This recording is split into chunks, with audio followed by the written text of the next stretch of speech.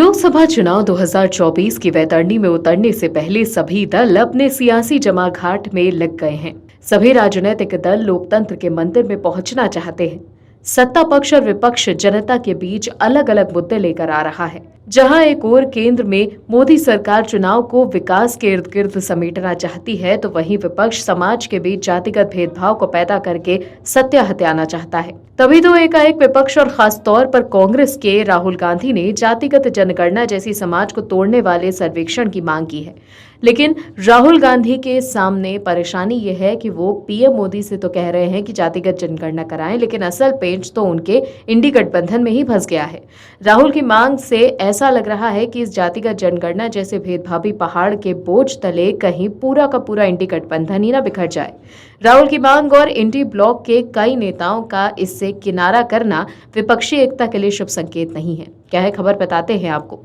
इंडी block में कांग्रेस और कई अन्य दलों ने अगले महीने 5 राज्यों मध्य प्रदेश, राजस्थान, तेलंगाना, छत्तीसगढ़ और मिजोरम में होने वाले विधानसभा चुनावों से पहले एक राष्ट्रव्यापी जाति सर्वेक्षण की अपनी मांग तेज कर दी है।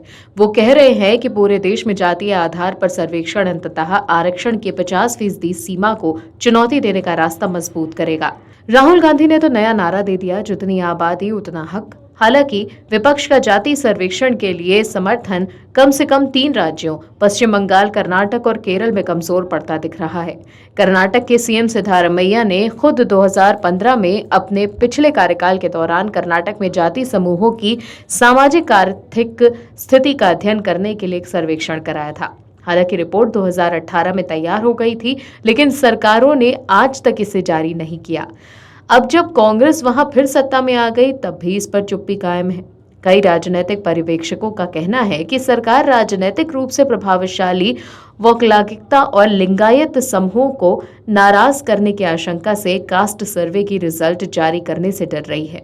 वहीं पश्चिम बंगाल की सीएम ममता बनर्जी ने सितंबर में इंडी ब्लॉक के प्रस्ताव में जाति सर्वेक्षण को नीतिगत उद्देश्य के रूप में शामिल करने का विरोध किया। टीएमसी के नेताओं का कहना है कि पश्चिम बंगाल की राजनीति हिंदी हार्टलैंड की तरह जाति आधारित नहीं है और जाति सर्वेक्षण राज्य में बीजेपी को लाभ दे सकता है। कर्नाटक और बंगाल के अलावा केरल में सीएम पिनराई विजयन के नेतृत्व वाली वामपंथी सरकार पहले से ही ब्राह्मणों और नायरों जैसी कथित उच्च जातियों को किनारे किए हुए है। सरकार में उनका प्रतिनिधित्व कम है। राजनीतिक पर्यवेक्षकों का यह भी कहना है कि केरल में जाति सर्वेक्षण से राजनीतिक विवाद उत्पन्न हो सकता है और उच्च जाति समूहों का सब्र टूट सकता है। ऐसा हुआ तो सरकार के सामने मुश्किल खड़ी हो सकती है। तो देखा आपने कैसे जो राहुल गांधी इन दिनों घूम घूम कर जातिगत जनगणना की मांग कर रहे हैं, वो कांग्रेस की कर्नाटक सरकार में जाति समूहों की सामाजिक आर्थिक स्थिति का अध्ययन करने के लिए जो सर्वेक्षण हुआ था उस पर चुप्पी साधे हुए हैं, और जो रिपोर्ट 2018 में तैयार की गई थी उसे कांग्रेस की सिद्धारमैया सरकार ने आज तक जारी नहीं किया। वहीं बंगाल और केरल पर भी राहुल गांधी की दाल नहीं गल रही। इंडी गठबंधन में शामिल टीएमसी और वामपंथी सरकार को राहुल जातिगत जनगणना के लिए नहीं मना पा रहे, लेकिन राजनीतिक रोटियां सेकने के लिए इसे मुद्दा बनाकर राहुल गांधी वोट हासिल करना चाहते हैं। और भी वीडियोस देखने के लिए चैनल को सब्सक्राइब करें और बेल आइकन को दबाएं।